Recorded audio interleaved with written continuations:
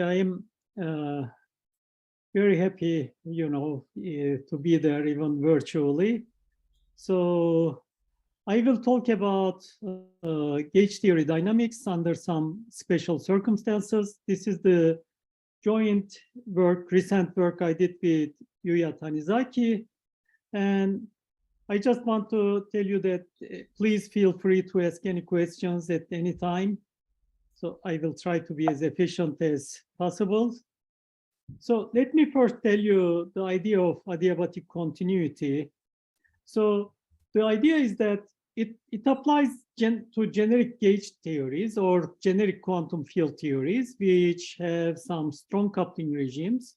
And the assertion is that in these theories, for example, like Yang-Mills theory, QCD, or two-dimensional sigma models, the non-perturbative strong coupling phenomena, such as confinement, chiral symmetric breaking, whatever it is, it doesn't matter, can be continuously connected to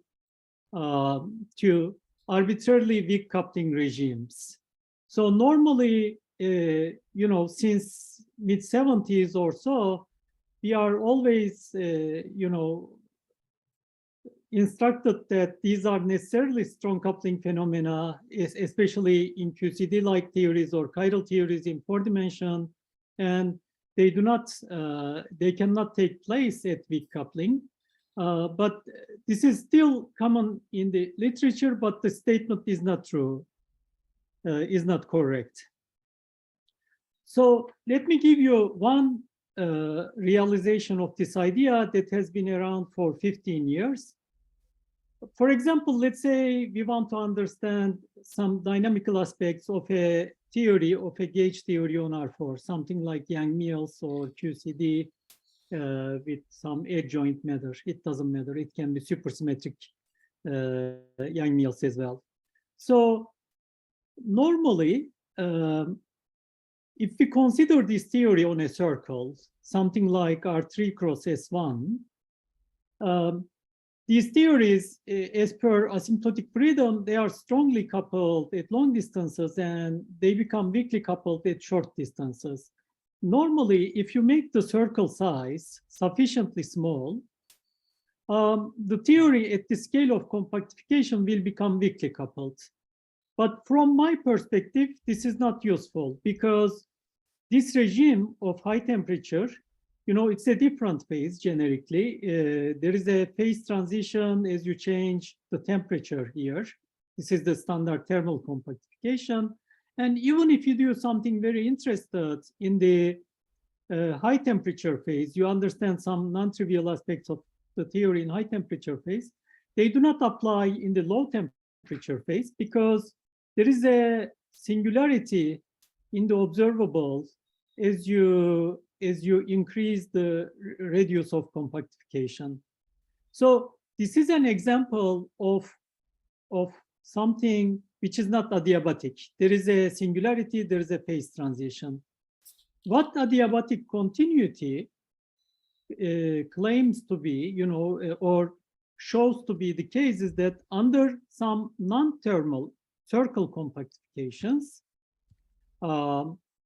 using judicious matter content and also appropriate symmetry twisted boundary condition, you can actually realize the picture at the bottom.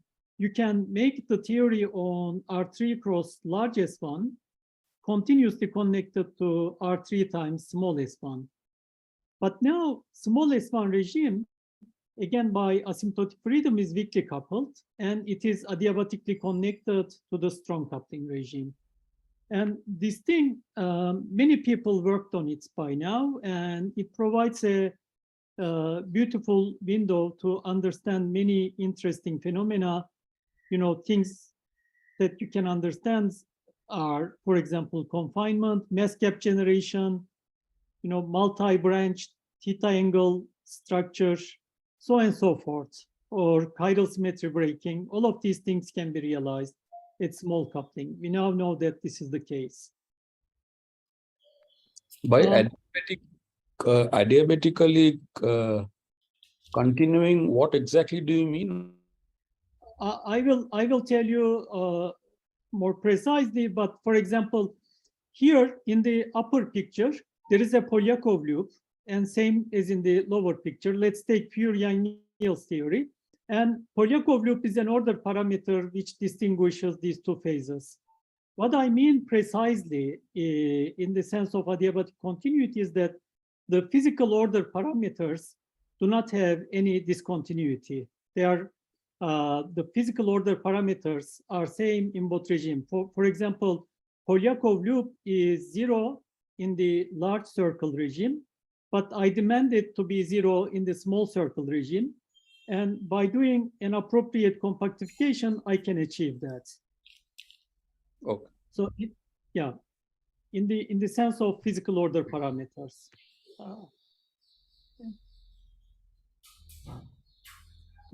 Now, usually this example I have given, but for example, something like Polyakov loop can distinguish the phase of the small circle theory from the phase of the large circle theory.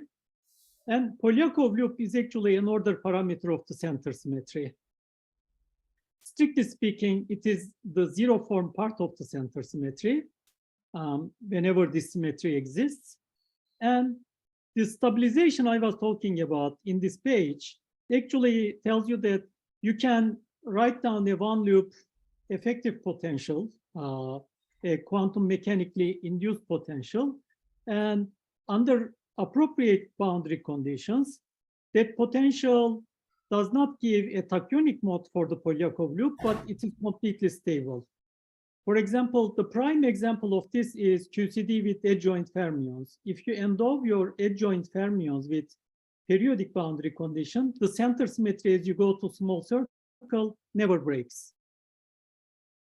So, and the systems studied in this context on R3 cross S1, usually the stability of this center symmetry in all cases was some sort of quantum effect, a loop effect.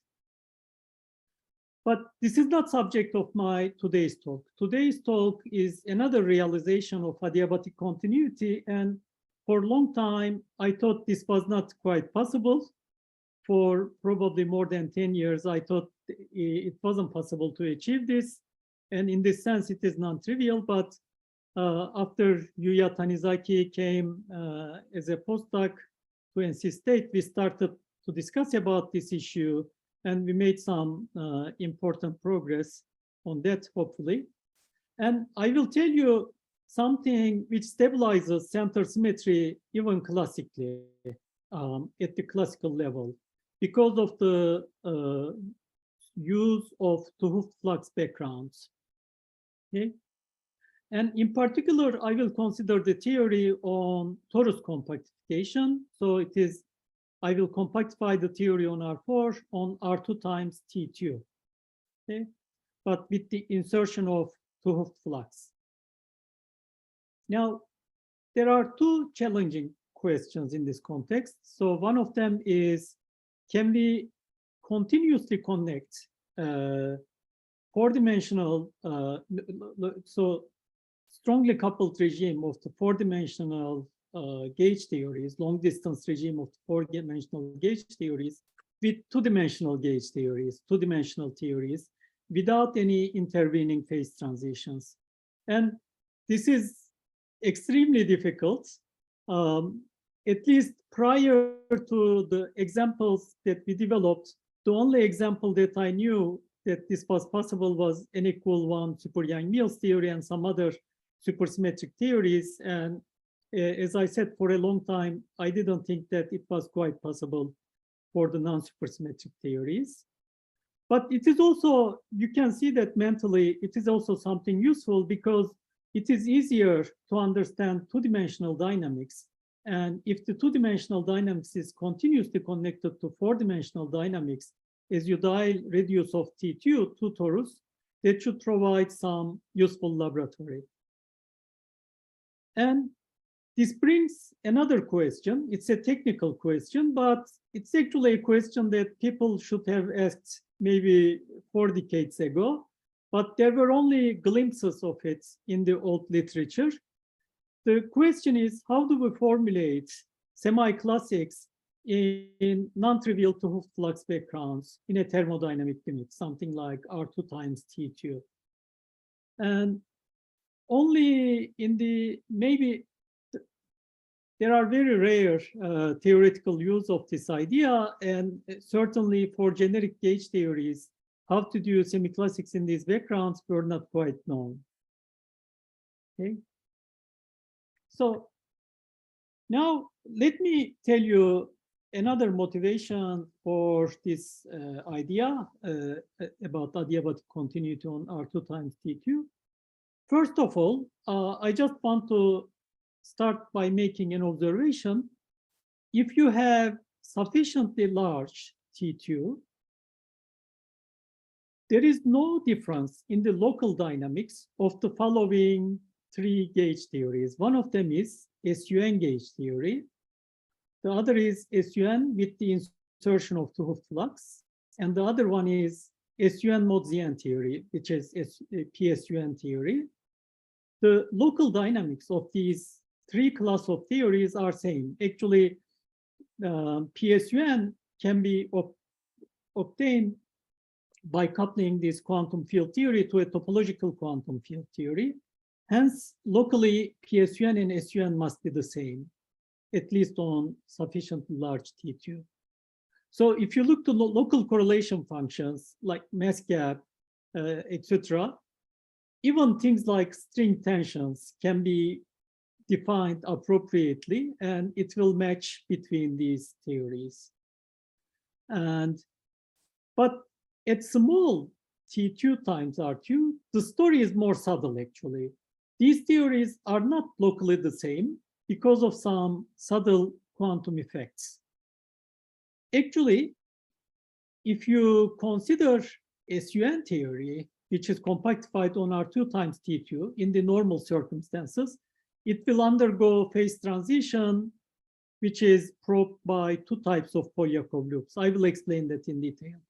But I will also show you that, again in detail, if you consider SUN theory with the insertion of the Hooft flux, as you reduce the torus size, it will not undergo a phase transition. And in this sense, for example, SUN with the insertion of the Hooft flux, it will be adiabatically connected to large T2, strong coupling regime, but normal theory that you would consider pure SUN theory is not. And this thing knows about the large volume theory of the SUN, this SUN with the insertion of the Hooft flux, and it will provide some very interesting insights. So let me make this observation, the observation I made in the previous page, a little bit more quantitative. I'm sorry. So as I said, SUN and PSUN are locally the same. And these things are really the marriage of quantum field theory with topological quantum field theory. So you are changing nothing locally speaking. But if you look to their bundle topologies, they are different. For example, in SUN theory, we can write the partition function as a sum over integer topological charge sector. Here, W is the topological charge, and you can write the partition function in terms of this sum.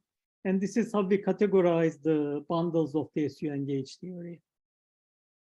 Now, you can consider SUN theory, still you are in the SUN theory, but with the insertion of the Hooft flux, I use these symbols L and M to denote the possible set of the Hooft flux. If you are on T4, there are 6 phases of T4. So L is, you can call it L1, L2, L3, and M is M1, M2, M3. So there are really 6 numbers here.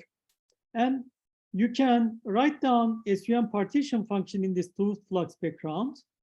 The partition function is still a sum over integer topological charges, but you see immediately that the topological charge here, it is a sum over integer w, but the topological charge, which is the multiplier of the theta angle here, is actually fractionally quantized.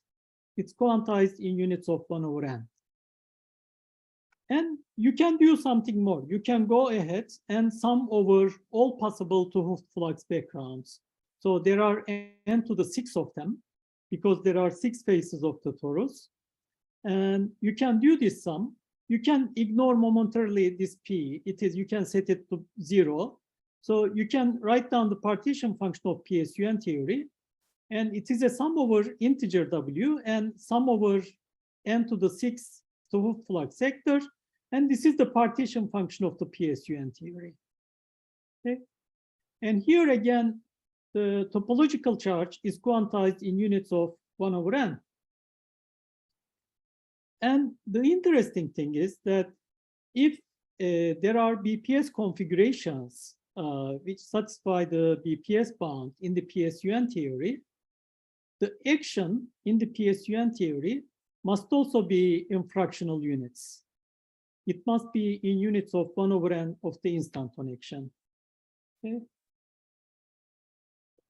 And as long as I said general manifold M4, but as long as you have a manifold M4 for which, you know, this second cohomology group, H2 M4 over Zn is non-trivial, you can do these manipulations. For example, on 4 torus or S2 times S2, you can do these manipulations. You can define both SUN theory, SUN with 2 Hooft flux background, or PSUN theory. But if you are considering the theory, for example, on S4 or S3 cross S1, which Shiraz did lots of beautiful work, it is not possible to define PSUN theory in that way. Okay, so you need some non-trivial input here. You have to have non-trivial 2 cycles to be able to turn on the 2 Hooft flux. Okay, now, so these flux backgrounds, 2 Hooft flux backgrounds, recently used quite a bit by Seiberg and his collaborators to put kinematical constraints on the theories. So, Mithat, one question. Why is it that summing over 2 fluxes corresponds to considering gauging by the center symmetry? Oh yeah, okay. So this thing, so it's actually center symmetry is a one-form symmetry, ZM one-form symmetry. So the corresponding gauge field is a 2-form gauge field. Let's call it B2, and I will actually make it more precise.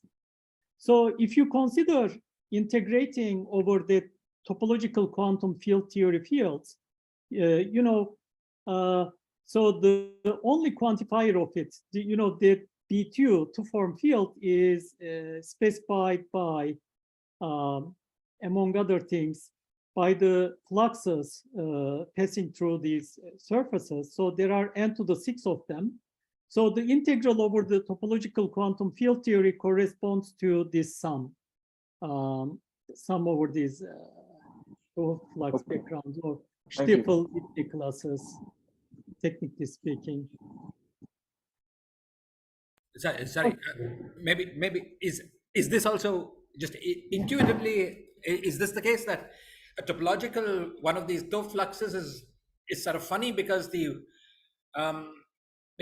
boundary conditions don't meet up to a center symmetry? Exactly. Yeah. And so if that center symmetry is gauged, it's a legal flux configuration, so you have to sum over it. Yeah. Okay. That's one way to put it. That's okay. And I will actually phrase that way of looking at it in a second. But now, okay. So as I said in the literature, these flux backgrounds and coupling quantum field theory to TQFT is used to provide some kinematical constraints. These are rather powerful constraints, quite beautiful work. And Seiberg and company use this to demonstrate the existence of mixed anomalies involving you know, one-form symmetries, in particular center symmetry in the game, and to constrain possible IR phases. And in this talk and in our work, we use these kind of background to do semi-classical dynamics. And with Yuya, we studied a number of theories: Yang-Mills theory, QCD with fundamental fermions, N=1 super Yang-Mills theory, and QCD with two-index representation matter. We did not yet study chiral theories, but we can and probably will. But my talk, this particular talk, is about pure Yang-Mills theory, and it generalized very easily to super Yang-Mills modulo some technical things, as well as QCD with fundamental fermions.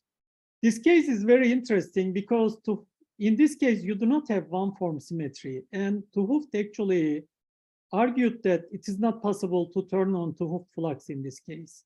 And I will tell you that there are actually at least two ways to go around this obstacle.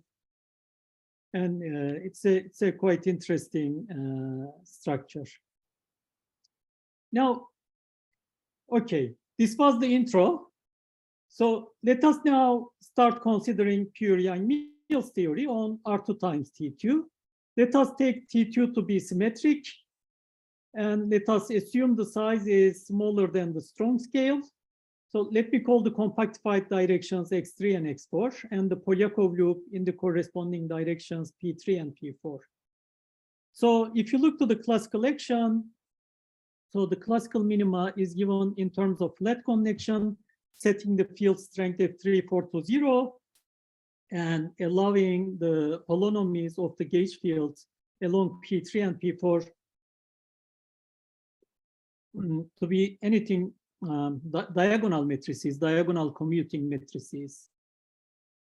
So classically, as I said, P3 and P4 are simultaneously diagonalizable matrices. They have n eigenvalues, and you can actually, if you take eigenvalues of P3 and P4, you can think alpha 1 and beta 1 as one position on T2, alpha 2, beta 2 as another position.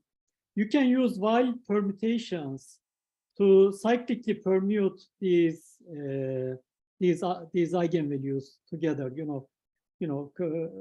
Putting them together. Alpha I goes with beta I, and you can do a permutation of these pairs as any way you wish. So the classical moduli space of pure Yang-Mills theory on R2 times T2 is this maximal torus square, modeled out by permutation group Sn. We can ask. Sorry, I missed why you can't mod them out separately. Why do they have to go together? Yeah, because this Sn is part of gauge redundancy, and it acts on both of them simultaneously. Sorry, yes, thank you.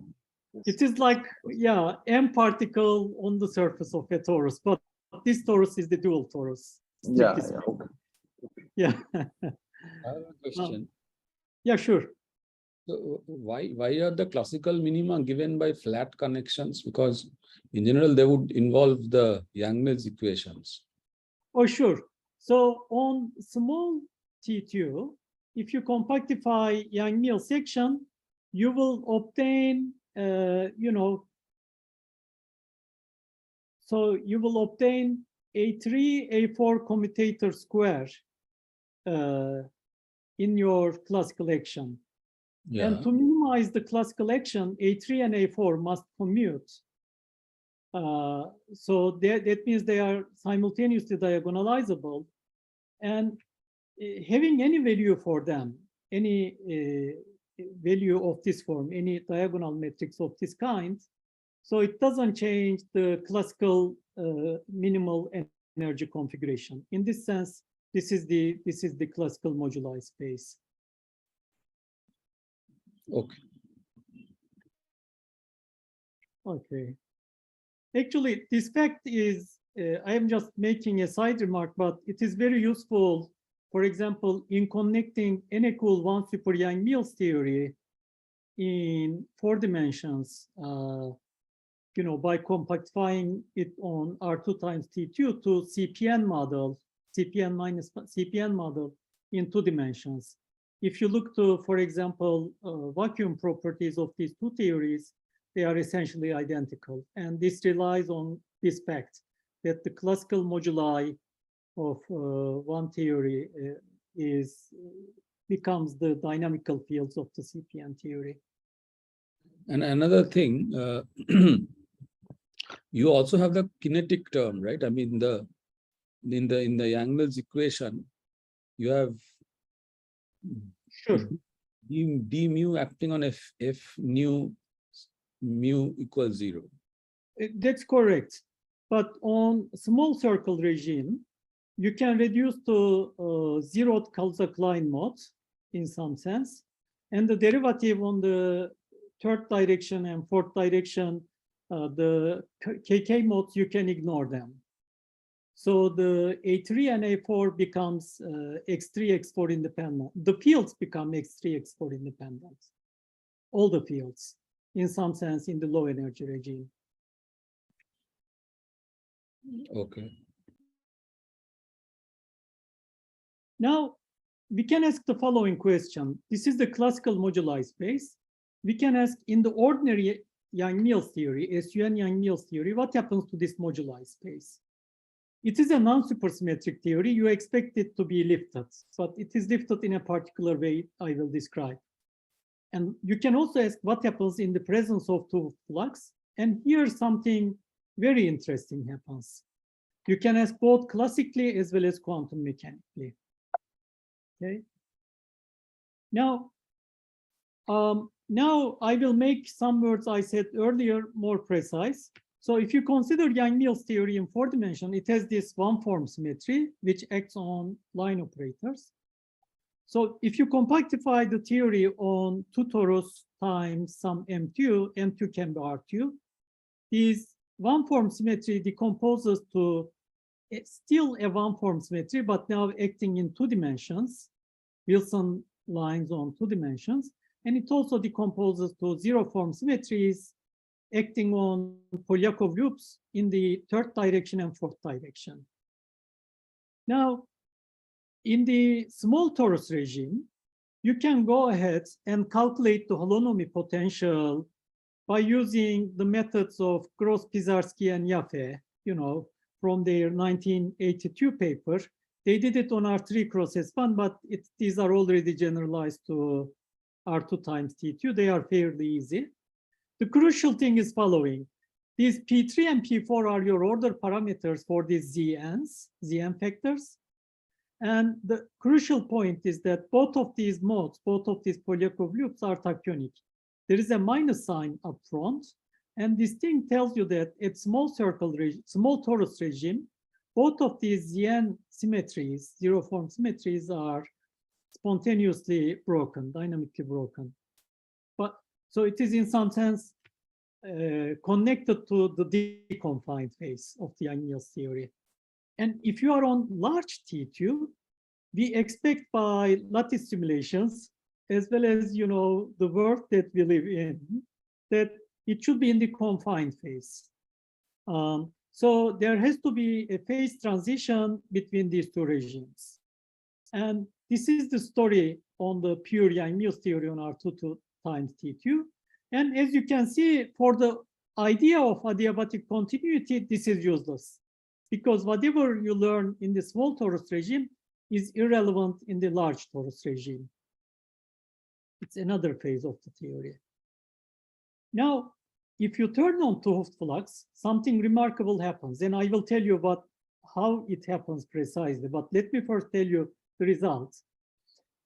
Actually, you can prove that the Zn cross Zn symmetry, center symmetry, remains unbroken at small t2, for sure. And this is opposite to the compactification with periodic boundary condition. And a question is, why does it happen? Furthermore, notice that the Hooft flux background is really a classical background. The statement I am telling you is taking place classically. And you can ask what's happening also quantum mechanically. But the fact that it happens even classically tells you that this is something more robust than a center stabilization induced by quantum fluctuations. This is induced classically. Now, let me explain this slide. So to do that, let me first take you back to Hooft's work from more than 40 years ago.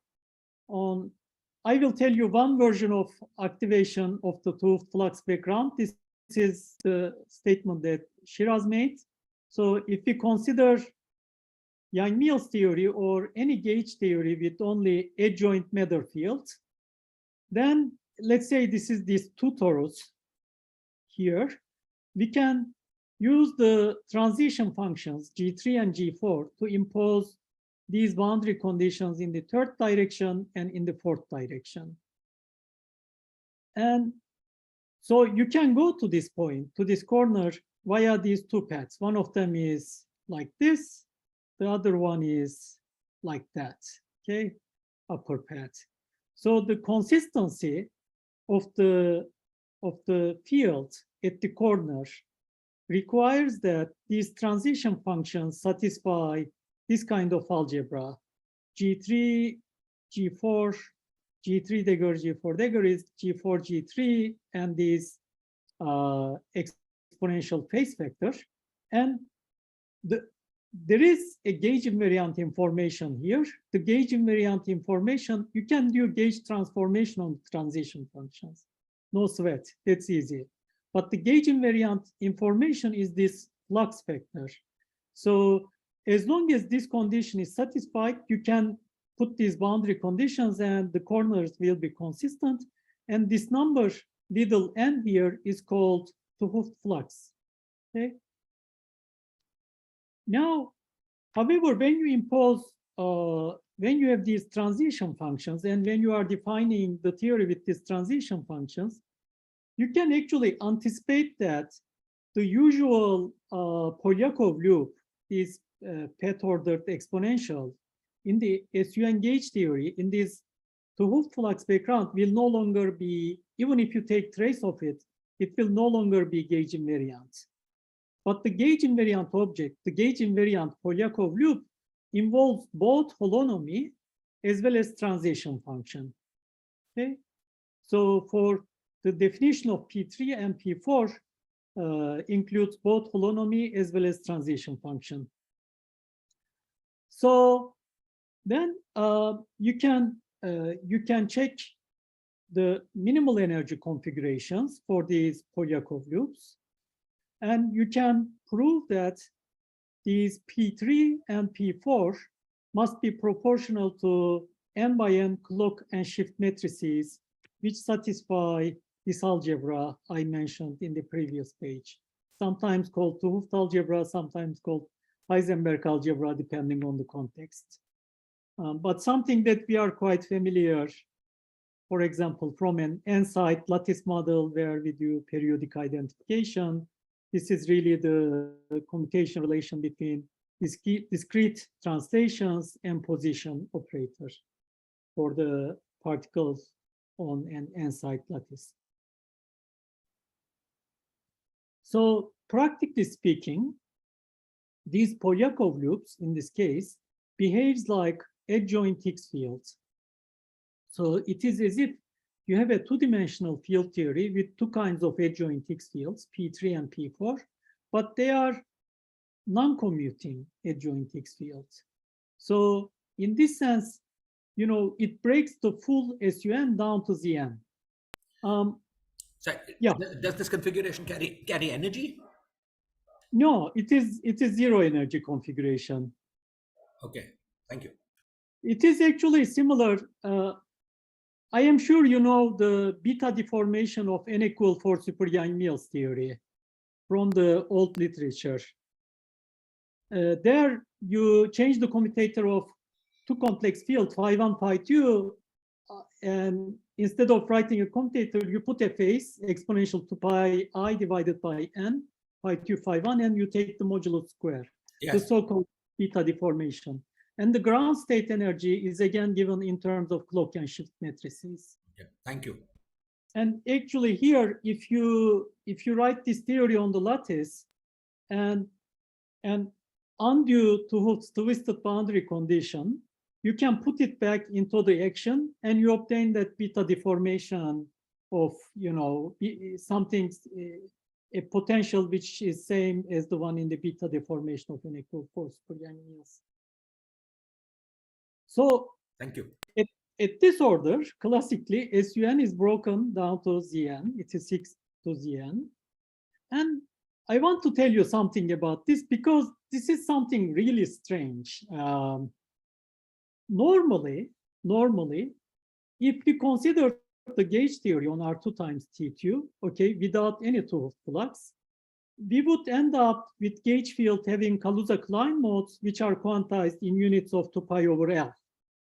So there would be gluons, for example, n square minus 1 gluons, 0 modes, here, and there would be these different momentum modes, okay? But when you have these two kind of non-trivial holonomy, non-commuting holonomy, these n square gluons split up, branch out, okay? And instead of the modes, the Kaluza-Klein modes being quantized in units of 2 pi over L, they are quantized in units of 2 pi over NL. This is something, and in particular, there is no zero mode that survives because the only thing that commutes with both clock and shift metrics is identity. And in SUN, there is no component of the gauge field proportional to identity. Okay? So all the gauge fields are gapped out. And this is interesting, but before I move on, I want to make a remark about this case. Even if you fix L here, notice that if you take NC to infinity, the momentum modes form a continuum.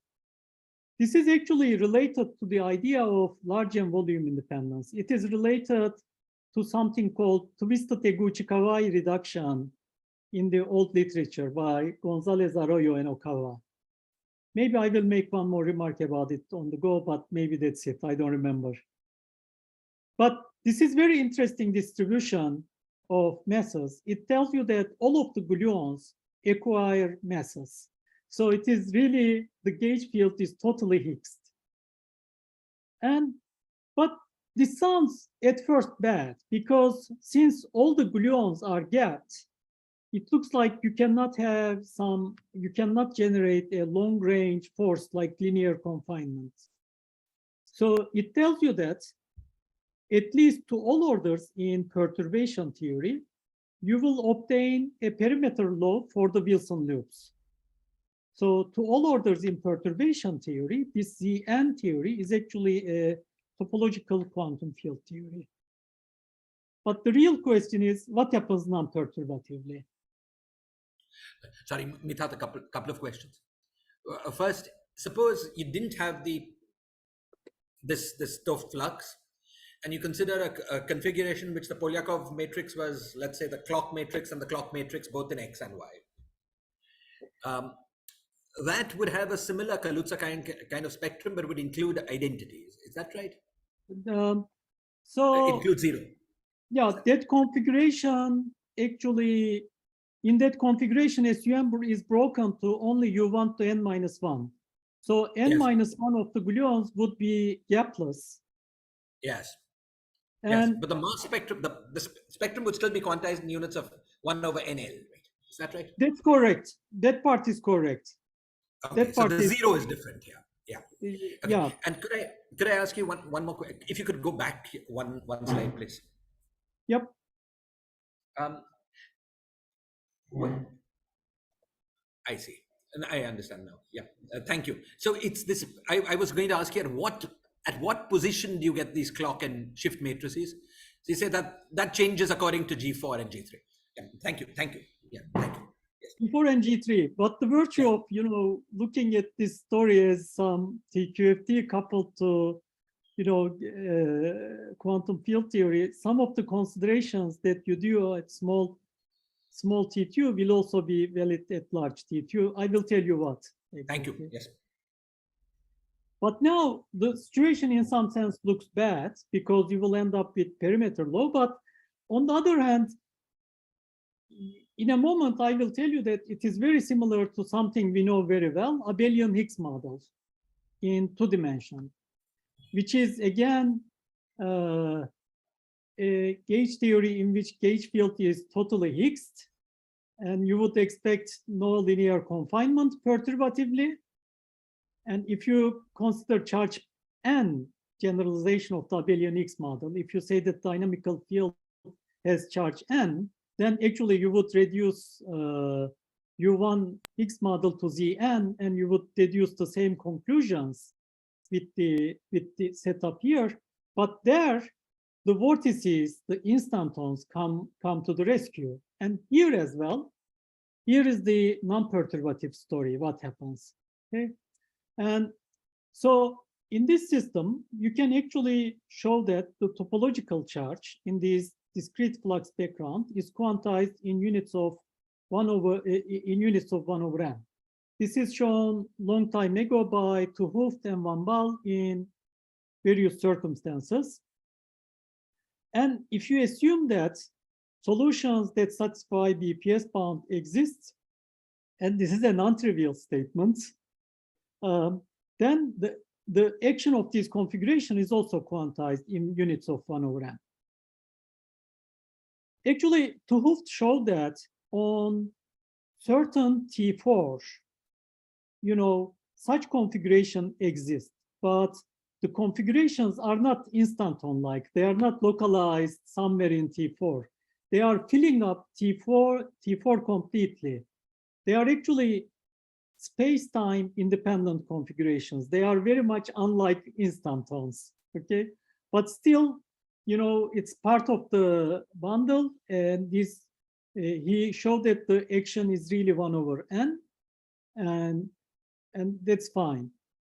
And the fate of this story on non-trivial manifolds like T3 times R, T2 times R2, etc., it's a very difficult story.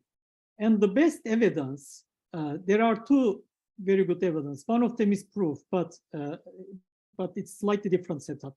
But in the setup I described, by using this clock and shift matrices, there is this work, lattice work by González Arroyo and his collaborators, and they show that on T3 times R in quantum mechanical context, by imposing these twisted boundary condition, they showed numerically these configurations with topological charge, fractional topological charge, and they showed that action, electric part of the action and magnetic part of the action in quotes is like 1/2. So the numerical, and this configuration is non-trivial. It has a non-trivial profile in the time direction. And they show something more. For example, if you look to these configurations on R2 times T2, if you have one of these objects inside a Wilson loop, classically, Wilson loop becomes a pure phase, which is root of unity. So I will call these objects either fractional instanton or center vortices, because these objects turns out to be vortices which have non-trivial mutual statistics with the Wilson loops. And it actually, as far as I know, it is really the first semi-classical realization of this center vortex idea that some lattice people like quite a bit. So there is another setup, and I will not describe it here. It requires, taking these R3 cross S1 and compactifying R3 to a further T2, so R times T2 times S1. In that case, I can actually show that the monopole instantons with fractional charge 1 over n is something which belongs to a PSUM bundle. So I can actually show the existence of this solution. But the realization of the Hooft flux background in that setup is different from here. Here we had F340. So we use the flat gauge fields for the Hooft flux background. That the other setup I told you uses a genuine non-zero magnetic flux in the covariant lattice. It is not something I will describe in this talk, but I did that work in 2020, just 2 years ago. And I think it's very useful in theories, for example, which undergoes some level of abelianization, dynamical abelianization, like Seiberg-Witten theory, or supersymmetric theory, or some other theories. But for the purpose of this talk, I will stick with this construction. Sorry, Mithat, your vacuum before looking at the instanton, the vacuum was classically unique up to gauge transformations. Is that right?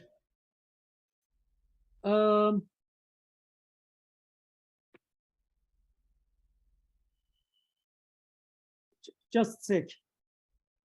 P3, P4.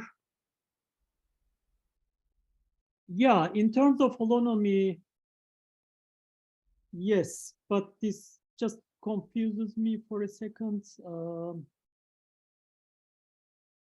I would say no, for the following reason. I said that this SUN to all orders in perturbation theory is reduced to this ZN.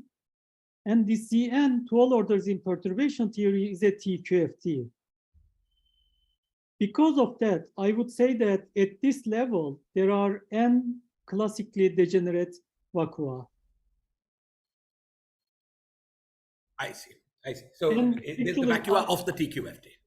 Yep, okay. Exactly. And I will actually relate this to M-branch structure when I take fractional instantons into account.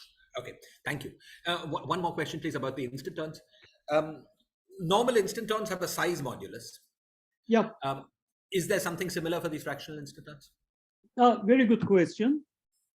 Actually, since now you have two types of adjoint Higgs fields, you actually stabilize the size modulus at the scale determined by inverse W boson mass. And W boson mass is like 2 pi over ln, right? And there is a fixed size coming with these vortices. It is of order of ln divided by 2 pi. Okay, so in particular, the standard instanton size moduli problem that, for example, Coleman calls infrared, which causes infrared embarrassments because of the growth of that problem, does not exist. You actually have a control over that problem, and so the usual instanton fractionates into these n constituents, and you no longer have a size moduli problem because each one of these has a fixed size. But the size goes to infinity as the torus goes to infinity? Ah, very good. This is a remarkable remark, very insightful. Yes. And that is something strange, right? It already tells you that there is a torus whose size is L. So if you look to these objects, let's forget about n. On R2, they have a characteristic size. It is dictated by L. And if you make T2 larger and larger, the size of these objects also grow. Yeah. And I think there are many things buried in there. And that's a problem that I am currently thinking about. Thank you. For sure. But since these are now finite action configurations with action as instanton divided by n, we can view this exponential as the density of these objects. So this is the Wilson loop, but forget about the Wilson loop. Consider this M2 to be some part of R2, or it's R2, let's say. Doesn't matter. So these fractional instantons will proliferate. Instantons and anti-instantons. I also inserted theta angle dependence. And first, let us ignore the Wilson loop and just look how the vacuum energy behaves, whether we can obtain the multi-bond structure. Yeah, go ahead. The diagram in the last slide was in the transverse 2 dimensions? This one, yes. Yes. Okay. This Thank is you. on. Yes. This M2 is like, you can think of it as R2. Yeah. So if you take infinite volume of M2, it's R2. Yeah. Thank you. And these gray and reddish points are the size of your torus, roughly speaking, of these internal dimensions. Okay, so you can go ahead and sum up over these configurations. These are fractional configurations, and I am in SUN theory. So I am doing this sum, but since I am in SUN theory, the topological charge must be integer quantized. So these the multiplier of these theta angle must be integer. So it tells you that number of instantons, fractional instantons, minus number of fractional anti-instantons, vortex or anti-vortex, it's a better language, must be a multiple of capital N. This is a constraint put on the system by the fact that you are dealing with an SUN theory. But you can rewrite this thing by using Poisson resummation or just Fourier transform as a sum in this form, sum over K. And you can, after doing that, you can actually do these sums explicitly. They are very easy to do so. And you obtain that the partition function is given by this formula. These things, this is the volume of 2 dimension, are vacuum energy densities for n branch. Now, because of these tunnelings between n vacua, the degeneracy is no longer there at generic value of theta. But the beautiful thing is that you obtain the fractional theta angle dependence, theta over n. Little k is the branch label, and capital K fractional instanton prefactor that I didn't care about, okay? But the crucial thing is that the non-perturbative effects are controlled by these fractional instanton action, 8 pi squared divided by g squared n. And this is very interesting because it tells you that it is something that is there even in the 2 Hooftian large n limits. You can convert these S instanton divided by n to strong scale, and you obtain these branch energies in terms of strong length scale, lambda Young Mills, and you obtain this multi-branch structure. Okay. So this means this branch structure exists even at n equals 2, right? Exactly. Okay. Yep. Was this known before? I was familiar with the large n arguments, but actually, even on R3 cross S1, there is a very nice derivation of this result by using monopole instantons in my work with Larry Yaffe from 2007. I'm sorry. Yeah, thank you. Don't worry. And later on, Eric Popitz also generalized it to multiple very interesting contexts. Yeah. But at least semi-classically, these two are the only known arguments. The large n argument by Witten is, of course, a classic one. And this one is semi-classically, these two are sort of reliable arguments for the multi-branch structure. The very weird things, since Shiraz, you asked, and I should say, yes. For example, in QCD symmetric or anti-symmetric, these fractional instantons still come with theta over n.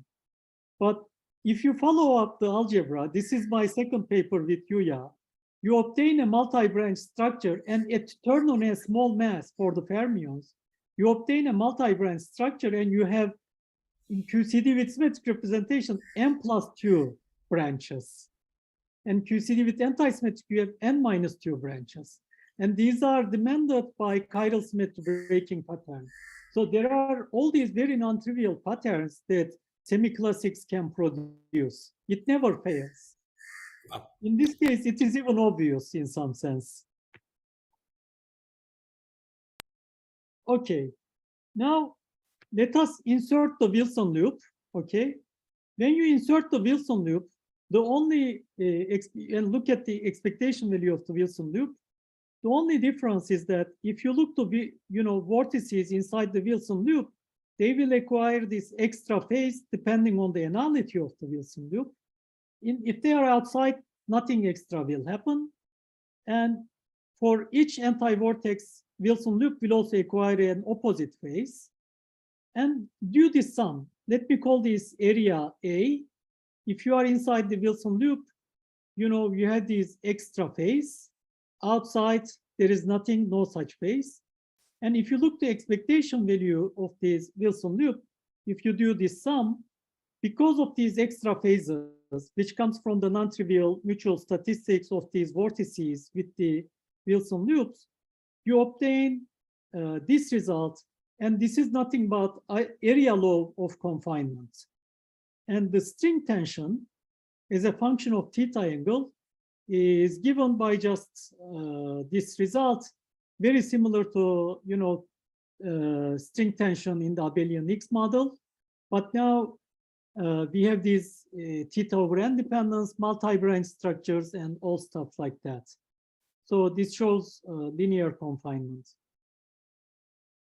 And it also shows that at theta equal pi, the vacuum must be non-trivial. Okay. So the spirit of this argument is similar to Polyakov's three-dimensional confinement, right? Absolutely, absolutely. So Polyakov says to all orders in perturbation theory, I have a gapless photon. What happens non-perturbatively? And he sums up over these monopoles, and he finds that the photon is gapped. And in our case, to all orders in perturbation theory, long distance is TQFT, ZN-TQFT. The question is it destabilized non-perturbatively? And in this case, it is destabilized by these local topological operators. These are really these center vortex operators. And the infrared theory turns out to be a deformed TQFT. And usually you may hear in the literature that gapped phases of matter are classified according to TQFTs. And in this classification, Yang-Niels theory is usually presented as trivially gapped. And this gives a more refined data. At least it tells us that infrared of Yang-Niels theory on our 2 times T2 is a TQFT, and this multi-branch structure is a remnant of this deformed TQFT. Okay. Now, I think I need to go a bit faster here, but okay. You can ask, why this compactification is so special, okay? So the answer to this, to understand the answer to this, you have to first go to this work of Gayotto et al. They showed that there is a mixed anomaly between theta angle periodicity and one-form symmetry. If you shift theta by 2 pi, it is not completely periodic, it is mildly aperiodic up to a phase. And this is called anomaly polynomial. And if you are at theta equal pi, it has implication that there is a mixed anomaly between CP symmetry and one-form symmetry, which tells you that the vacuum at theta equal pi cannot be trivial. So theta equal pi, there is this phase, and vacuum is non-trivial. Okay. Now, when you do this compactification, you have these 2-form fields. You decompose it to 2-form gauge fields on R2 and 1-form gauge fields, A3, capital A3 and capital A4, or coupled to these Polyakov loops, And if you look to the anomaly polynomial in this case, as long as, and there is also this background term, 2 Hooft flux N34. As long as this N34 is non-zero, there is this anomaly polynomial that survives. There is a mixed anomaly between theta angle periodicity and one-form symmetry. This is exactly the remnant of this anomaly in our compactification with 2 Hooft flux background. Note that if I set 2 Hooft flux to 0, then this thing, the anomaly between one-form symmetry and CP does not survive. And that's a different story. And in this sense, theta equal pi cannot be trivial. And you can actually show, and our semi-classical analysis actually showed that at theta equal pi, there is actually two vacua for generic SUN. So it is consistent with our semi-classical analysis. So this is all I wanted to say about pure Yang-Mills theory. And all of these results are consistent with the expectation on large R2 times TQ in this theory. Okay. Now, I will shift gears and move to QCD with fundamentals. I am pretty sure that everybody in the audience know that, know that if we introduce fundamental fermions to QCD, then we lose the ZN1 form symmetry because fundamental matter is charged under the center. And Hooft actually in his 1981 paper, 3 years after the original paper, he says that these Hooft classes, these discrete classes disappear if the field in fundamental representation is added to the system. Then you cannot make an acceptable boundary condition for the matter fields. The fundamental quark exhibits a jump at the corner, so, and it is not consistent. And this argument turns out to be too fast. And it is too fast because of the following reason. In QCD, regardless of number of flavors, there is a vector-like U1 baryon symmetry. And this symmetry is actually not same as U1 quark symmetry. Okay? So these two are intimately related, but it is actually U1 quark symmetry modeled by this Zn, and this Zn is part of gauge group. Okay? So because of that, if you turn on a U1 baryon magnetic flux background, if you turn on a magnetic monopole for this U1 baryon, okay, then you can have non-trivial transition functions for this U1 baryon. I denoted them as alpha 3 and alpha 4. But in the quark language, these translates to having these twisted boundary conditions, which uses the regular transition functions, G3, G4, as well as these alpha 3 and alpha 4. And in Hooft's construction, at least his perspective, he didn't make a construction in this case, this part is absent. And if you do not have these alpha 3 and alpha 4, of course, you cannot impose his twisted boundary condition. But by turning on a U1 baryon flux, you can actually impose it.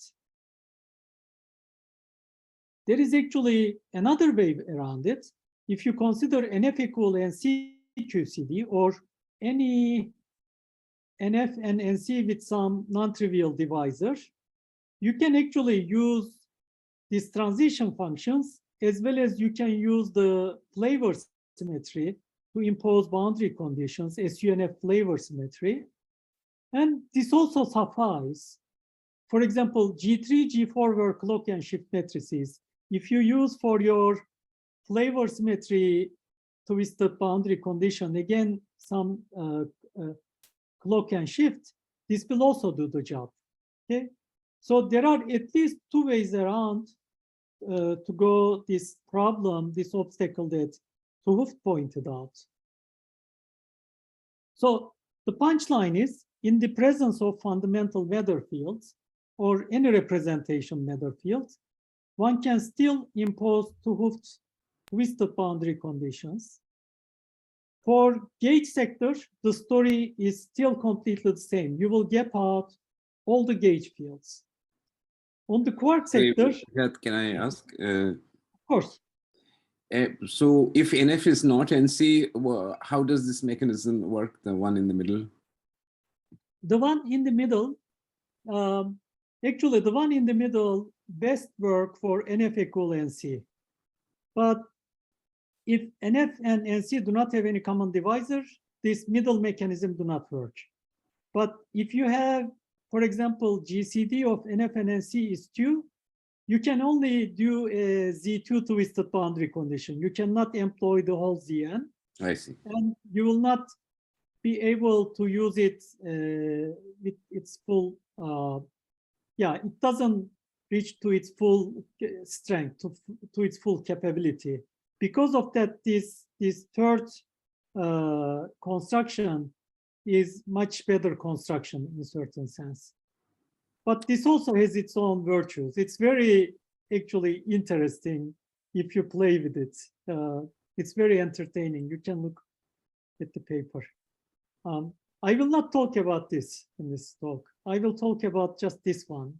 Okay. Thank you. Sure. Now, for gauge fields, the story is same. But for quarks, something very interesting happens.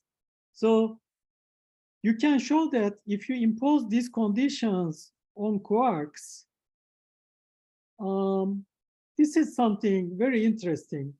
Actually, if for some non-obvious reasons, you know your construction of Jacobi theta functions very well, you can realize that those functions are quasi-periodic, and these are the quasi-periodic boundary conditions. But this is not the way we derive them. I didn't know it first. We actually solved perturbatively. We solved for the Dirac equation with this monopole background for the baryon number symmetry. And we obtain NF two-dimensional massless fermions. Okay? Massless fermions in 2 dimensions are very interesting objects.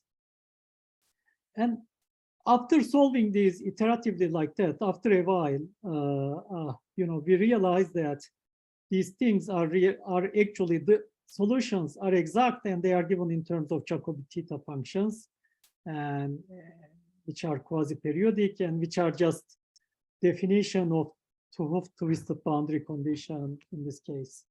Okay. But NF massless fermions in 2 dimensions, as I said, massless fermions in 2 dimensions are very special because you can either use abelian bosonization or non-abelian bosonization to do some interesting things with them.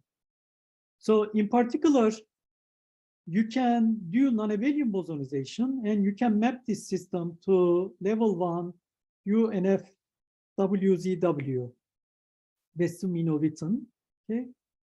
And U tilde is the non-abelian field, NF by NF field, okay? But it is at this level a UNF field. This is not the whole story because we didn't yet take into account non-perturbative effects. Oh gosh, okay, I have to change my location, and I don't have too much, maybe 10 minutes or so, but let me change my location because my battery is low. Let me sit here to my couch. Just a sec.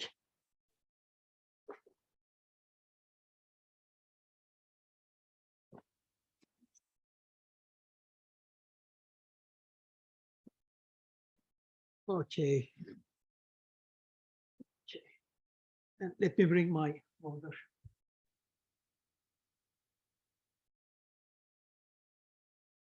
So, okay, sorry about the inconvenience.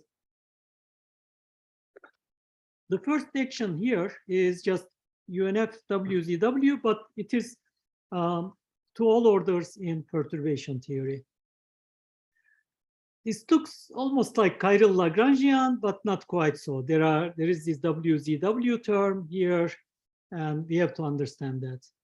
But non-perturbatively, there is something more. You can actually show that the center vortices generate a term. Again, it is fractional instanton events.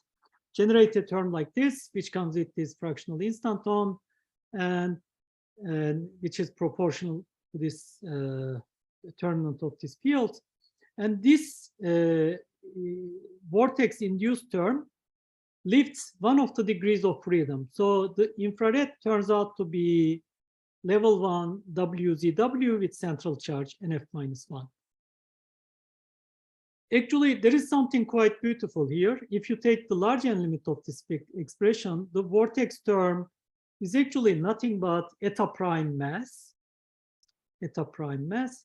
And you can, remembering our vacuum energy density formulas, you can actually show that the eta prime mass is consistent with Witten-Veneziano formula. So the coefficient here is just second derivative of the energy for at least in the standard Hooft limit where NF is fixed. It is the second derivative of the energy, and it is consistent with Witten-Veneziano formula. You know, you never get the standard problem with the instantons here, them being of order exponential minus n, because everything here is governed by these fractional instantons, and they do survive in this large n limits. Actually, now this thing looks very much like chiral Lagrangian. Now let us start from the large R2 times T2 side of the story. Let us start from QCD. So in QCD on R4, we believe that, you know, chiral symmetry is broken, and long distance physics is described in terms of pions and in terms of chiral Lagrangian. So if you compactify this theory on a large T2 times R2, and if you consider regular compactification and consider the physics at distances larger than T2 size, then only the zero mode of the pion field will matter. And at distances larger than T2 size, the theory will land on two-dimensional principal chiral model. This, I wrote the action here. The principal chiral model with this coupling, PCM is asymptotically free in 2 dimension, and it is gapped non-perturbatively. And this does not look like the small T2 result that we obtain. In small T2, we obtain a CFT level 1 WZW, but I didn't do everything consistent with small T2. Now, I said that we are considering the system at arbitrary T2 with this U1 baryon background. So I must turn on a U1 baryon background, and that corresponds to turning on a baryon current and coupling it minimally to baryon number gauge field. So baryon current is given by this. This is also the skyrmion current. This is the minimal coupling, and I can extend it to 5 dimension and write it like this. And if I regard M5 as the product of M2 times T2, and this T2 is the 2 cycle that I inserted this baryon number flux, the integral over this is 2 pi, so it will give me this term over M3. But this is nothing but WZW term for the 2-dimensional theory. And the theory, which is sum of these 2 terms, you know, principal chiral model plus this WZW, flows to level 1 Vesumino-Witten CFT. So it tells you that at any T2, you obtain level 1 WZW, and you obtain it on small T2 by microscopic QCD. And on large T2, you obtain it by macroscopic consideration based on chiral Lagrangian. Okay. Very good. I am almost done. This is the outlook and possibilities. So it looks like in this talk, I didn't talk about R3 cross S1, but the statements I will make are true both R3 cross S1 and R2 times T2. All the known non-trivial strong coupling phenomenon, such as confinement, spontaneous chiral symmetry breaking, multi-branch structure, you know, fractionalized theta angle dependence, etc., can be continuously connected from strong coupling to weak coupling. in all these circumstances, the non-perturbative phenomena are controlled by exponential of S instanton divided by n. And as a matter of principle, since this is obtained by coupling a QFT to a TQFT, this part of the story is independent of the T2 size. Of course, things become strongly coupled, and we do not know precisely how to handle those things at this stage. But the main point is the control parameter here is never exponential of the S instanton. It's always exponential of minus S instanton divided by n. And there is no problem such as large n versus instanton problem. There is no inconsistency between semi-classics and large n in that sense. So as I said, I didn't talk about R3 cross S1. And on R3 cross S1, either similar to Polyakov mechanism, either monopole instantons induce confinement or certain critical points at infinity called magnetic pions, pairs of monopoles with some anti-monopoles. If you have fermionic zero modes, then monopoles cannot generate confinements. And in that case, usually generically second order effects generate confinement. Either monopoles and magnetic pions generate confinement. I didn't discuss this in this talk, but the crucial point is that these objects are not same as this vortex that I wrote down. In particular, these objects have trivial mutual statistics with the Wilson loop, but vortex has non-trivial mutual statistics with the Wilson loop. And despite the fact that their topological charge and action are the same, these are not the same objects. And there has to be some version of continuity that one should be able to understand between these stories, but it is not yet sorted out. Now, the last one is a little bit speculative, but now, yeah, this is from experience from the last almost 15 years now. Everything we calculated in the last 15 years, either on R3 cross S1 and more recently on R2 times T2,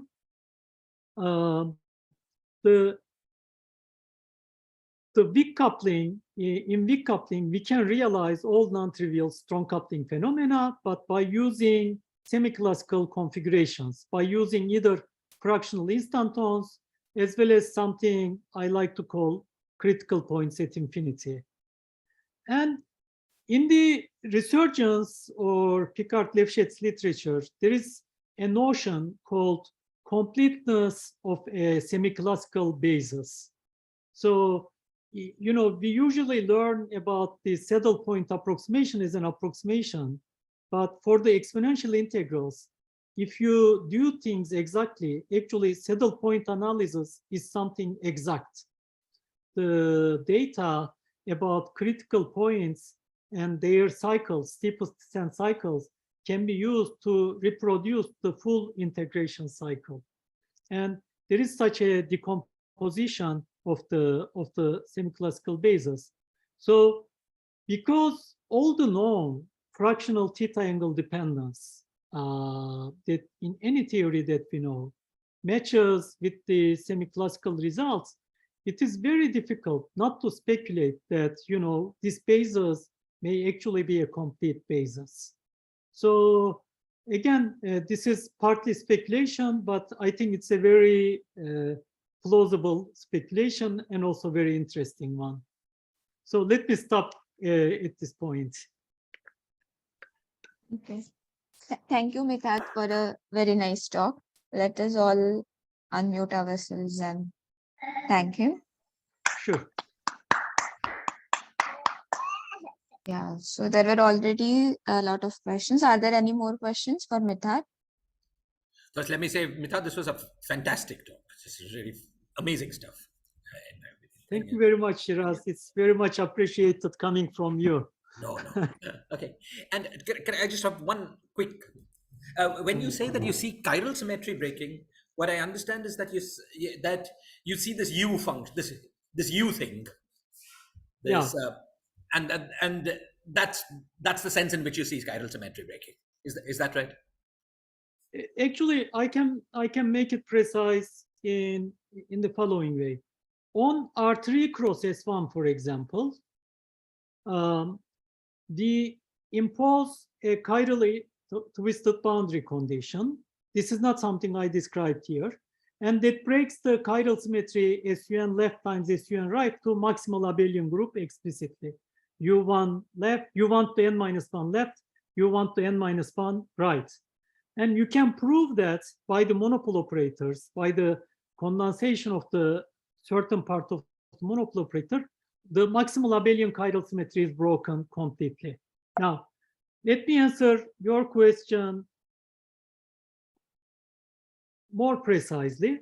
Now, if you actually use this middle setup, okay, in the chiral Lagrangian, this amounts to using for chiral fields clock and shift matrices. What happens is that, again, I didn't describe this system, but what happens is that you have a nonlinear sigma manifold and this U field, but U field must commute with this clock and shifts. So when you put these boundary conditions, only m points on this manifold survives. Okay, so U field must be proportional to identity, and it is the phase in front of it is root of unity. So from the sigma model manifold, only these m point survives. And from the small circle analysis, you can show the existence of these m vacua. And so in one end, the Zn remnant of the full non-abelian chiral symmetry is broken. In the other end, yeah, in both ends, Zn remnant of the chiral symmetry is broken. And that thing is not forbidden by the Mermin-Wagner-Coleman theorem. So the thing that I spoke in this talk, this description in terms of this U field, strictly speaking, the long distance physics in terms of this U field description is identical, but it's a CFT. In what sense we should really call it chiral symmetry breaking? I am not sure, but in some sense, okay. When we talk about standard original Hooft construction where he discussed breaking of chiral symmetry, we usually say that in the infrared we can realize, his anomalies either by chiral symmetry breaking or by some CFT. And we think that these two are different notions. But actually on R2 times T2, there is something very strange. The thing that we called chiral symmetry breaking within itself also has a non-trivial CFT description because of exactly this structure here. And this description, this CFT description, is a match between large T2 regime and small T2 regime. So this thing, I know it is quite weird, but yeah, it is what it is. So the long distance theory is both the same, and it is really level 1 WZW. You can obtain it from chiral Lagrangian, or you can obtain it from microscopic consideration. It's very interesting. Thank you. Sure.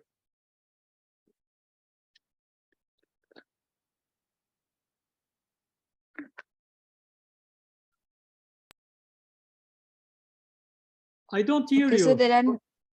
Oh, go on. Sorry, sir. Gautam was saying something and I didn't Yeah, hear. I was just saying that it was a great talk, Mithat. I mean, I wanted to ask, are these included in your recent ICTS lectures in the school? I missed that school somehow because of COVID. Okay. Well, did you talk about these things in your ICTS school lectures? Oh, in the lectures, I talked about R3 cross S1 works. I think also I started with some ordinary exponential integrals and how to do them in semi-classics and by using this resurgence Picard-Lefschetz stuff. Then I moved to quantum mechanics. Then I moved to R3 cross S1. I think I gave my seminar there. I gave for 3 lectures and a seminar there. Okay. And I gave the seminar on this topic, but this is more detailed than that seminar. Yeah, this talk is more detailed, honestly. I don't remember, maybe. Yeah, I'll at least try to catch up on the R3 process one from your lectures. It's fantastic stuff. Yeah, thank you. Thank you for staying awake so late for us, Mithat. It's really appreciated. No worries. Thank you very much. It's my pleasure. Thank you very much again for inviting me.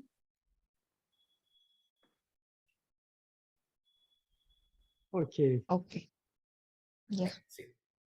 If no more questions, then I can go to sleep, I assume. Yeah. Okay. Thank you, Mithat. Thank you. Okay. Thank you very much. Bye-bye. Bye-bye. Bye. Thank you.